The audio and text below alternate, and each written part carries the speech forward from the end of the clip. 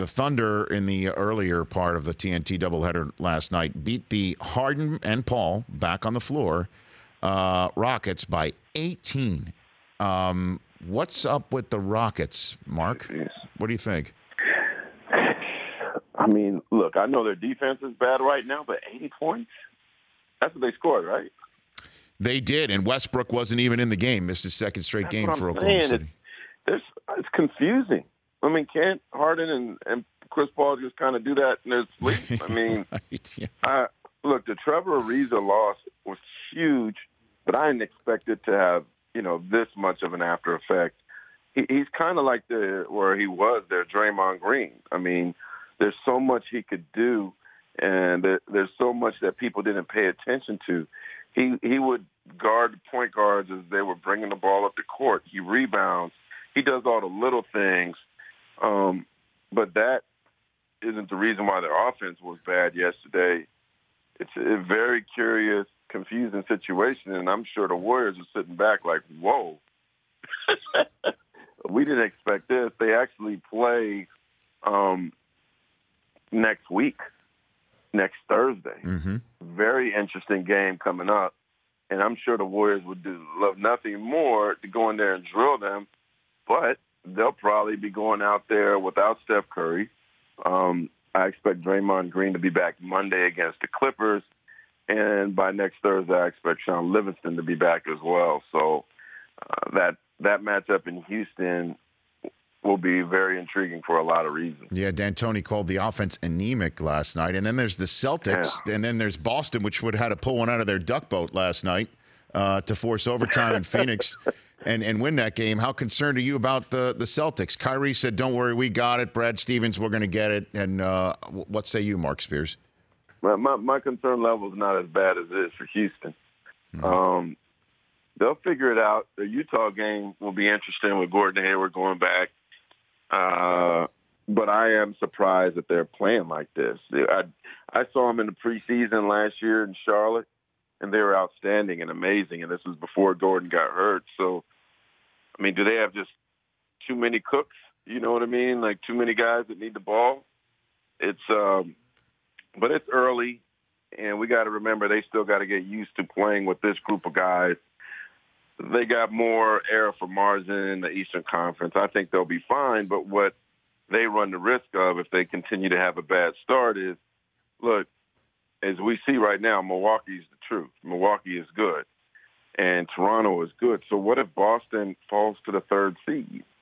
Like, you do not want to be – one of those three teams is going to be in a third seed, and it's not going to be an envious position. In fact, Rich, if we look at it, the number 2 seed might be the best seed in the Eastern Conference, right? Mm-hmm. I mean, the number 1 seed is, the best seed because those 2 and 3 in the second round, it's going to be a battle royal, man.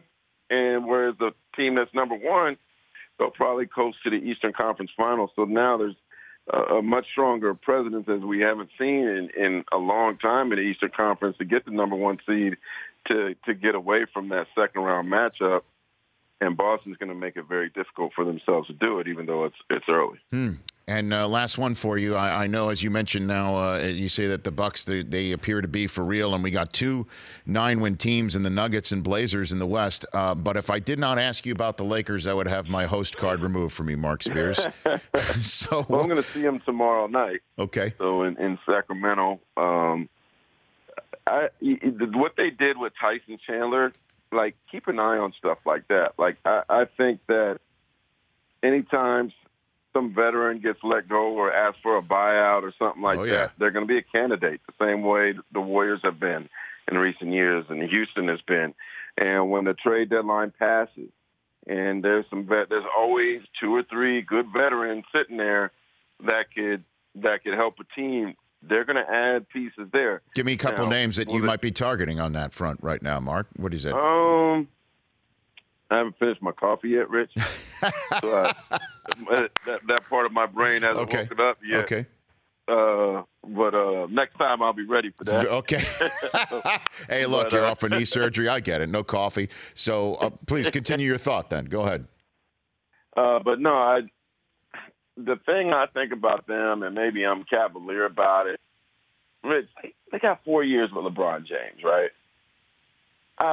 I think that they should move some of the young talent and get a star. I mean, I haven't heard their name in the Jimmy Butler sweepstakes. I don't think he wants to go there. Dare I say, should they try to get a John Wall? You know, Kawhi seems fine, so you're not going to get him. But I just think if your window with LeBron is 4 years, I don't know, man. Probably good. I'm not the GM, but I can't be patient with that. I'm doing like the Yankees. I'm going for broke now. I'm making a move now to try to make that team a contender. And even with as great as the addition is to just pick up for nothing a Tyson Chandler, it doesn't make the Warriors shaking their boots at all. I know. Isn't it amazing, Mark, that the whole idea when LeBron signed, he's like, I'm not doing a series of 1 year deals with options. I'm giving you 3+1. So let's all just be patient. Like, and you now know what it is. And look, even Michael Jordan at some point turned the other way as a player. I remember seeing him in Washington. We never see any Washington highlights, Rich. Why? Because he wasn't great then. It was at the end. I remember Rashawn Leonard blocking his shot and standing over him on the floor. And I think it was the first. Rashawn Leonard, don't be mad at me. That's my boy. That might have been the first block shot of his career. You know, he was a three-point shooter. And so in 4 years, I mean, look, maybe LeBron's a robot. He'll never, digress. But I think the Lakers need to be aggressive now in trying to get a championship contending team around them. The Rich Eisen Show, weekdays at noon Eastern on Audience.